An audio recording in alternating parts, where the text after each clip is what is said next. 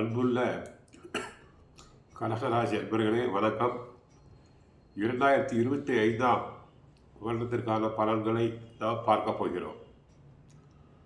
வருடம் பிறக்கும்போது கடகராசியினருக்கு ராசியில் செவ்வாய் வக்கிரம், 3ஆம் இடத்தில் கேது, 6ஆம் இடத்தில் சூரியன் புதன், அஷ்டமத்தில் சனி சுக்கிரன், 9இல் ராகு, லாபஸ்தானத்தில் குரு பகவான் வக்கரம் அடைந்திருக்கிறார். செவ்வாய் பகவான் வக்கரம் என்பதால் தங்களுக்கு அவர் 5ஆம் இடமாகிய பூர்வ புண்ணிய ஸ்தானத்திற்கு உரியவர். பூர்வ புண்ணிய ஸ்தானத்திற்கும் உரியவர், 10ஆம் இடமாகிய ஜீவனஸ்தானத்திற்கு உரியவர். ஆகவே செலவுகள் அதிகரிக்கலாம். பிள்ளைகள் வழியில் கவனம் தேவை. மார்ச் 29ஆம் தேதி அஷ்டமத்து சனி தங்களுக்கு விலகுகிறது. மறுபிறவி. இதுவரை தாங்கள் அஷ்டமத்து சனியினால் பலவிதமான கஷ்டங்கள், அஷ்டம் கஷ்டம் நஷ்டம் என்போம். வீட்டில் பிரச்சனை, உத்தியோகத்தில் பிரச்சனை, உடல்நிலையில் பிரச்சனை அனைத்தும் மாறும். தொழில்துறை உத்தியோகத்தில் தங்களை தொந்தரவு செய்தவர் மேல் அதிகாரி மாற்றப்படுவார். மந்த நிலை மாறும். அஷ்டமத்து சனி விலகினாலே தன் கஷ்டங்கள் அனைத்தும் நீங்கிவிடும். வீட்டில் மகிழ்ச்சி உண்டாகும். கணவன் மனைவி இடையே உறவு பாசம் அதிகரிக்கும். இதுவரை சம்பந்தமில்லாமல் திட்டிய கணவர் மனம் மாறுவார். செல்வம், செல்வாக்கு, ஐஸ்வர்யம் கூடும். உத்தியோகத்தில் மேலதிகாரி மாற்றப்பட்டு தொலைதூரத்துக்கு மாற்றப்படுவார். ஐடி துறையில் வேலை செய்பவர்களுக்கு நன்மை கிடைக்கும். பதவி உயர்வு, ஊதிய உயர்வு உண்டாகும்.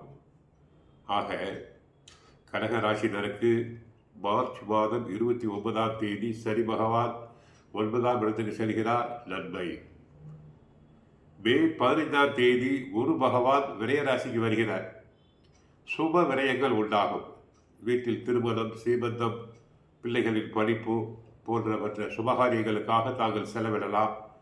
வீடு கட்டுதல் போன்ற சுபகாரியங்களுக்கு செலவு செய்யலாம். மே 18ஆம் தேதி நடைபெறும் ராகு கேது பயிற்சியில் ராகு பகவான் தங்களுக்கு அஷ்டமத்திற்கு 8ஆம் இடத்துக்கு வந்தால் கூட குரு பார்வை உண்டாகிறது. பயப்பட வேண்டாம். கேது பகவான் 2ஆம் இடமாகிய தன குடும்ப வாக்குஸ்தானத்துக்கு வருகிறார். பேச்சில் மட்டும் கவனம் தேவை. யாராவது தங்களின் வாயை கிளறி வம்பிழுக்கலாம். உத்தியோகம் செய்யும் இடத்தில் நல்ல சேர்க்கை தங்களுக்கு தேவை. ஆக கடகராசினருக்கு நாம் ராகு பகவான் சாதகம், சனி பகவான் சாதகம், கேது சரியில்லை, குரு பகவான் சரியில்லை. நோய்கள், அடிவயிறு, ஜீரண உறுப்பு உபாதைகள் வரலாம். அலர்ஜி, அல்சர் பிரச்சனைகள் வரலாம். கழிவு உறுப்புகள், கல்லீரல், சிறுநீரகக்கல் உபாதைகளுக்கு ஆட்பட நேரிடலாம். ஆகவே தாங்கள் கேதுவுக்காக விநாயகரை வழிபடுங்கள். குருவுக்கு நவகிரகத்தில் உள்ள குரு பகவானையும் தட்சிணாமூர்த்தியையும் வழிபடுங்கள். கஷ்டங்கள் அனைத்தும் குறையும். அரசியல் துறையில் உள்ளவர்களுக்கு ஆதரவு பெருகும். அவர்களின் ஆலோசனைகள் ஏற்கப்படும். கலைத்துறையில் உள்ள பெண்களுக்கு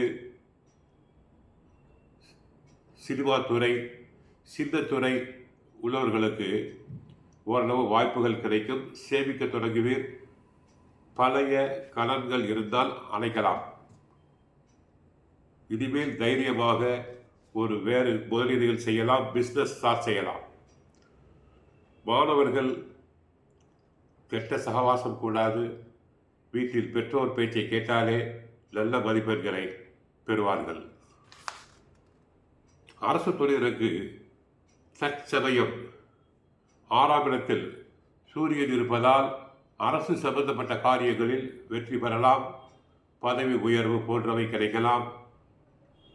போட்டித் தேர்வுகளுக்காக தேர்வுகள் எழுதிய மாணவர்களுக்கு நல்ல அரசு உத்தியோகம் கிடைக்கும். முடிந்தால் அஸ்தமத்து சனி விலகிவிட்டது. பல்லாவரம் அருகில் உள்ள பொழிச்சலூரில் உள்ள அகஸ்தீஸ்வரர் கோயிலுக்கு சென்று சனி பகவானை வழிபடுங்கள். கேதுவுக்காக விநாயகரை வழிபடுங்கள். ஓம் கம் சிப்ர பிரசாதனாய நமகே என்ற விநாயகர் மந்திரத்தை 16 முறை சொல்லுங்கள். வாழ்க்கையில் வளம் பெறுவீர். வாழ்க வளமுடன். மங்களம் உண்டாகட்டும்.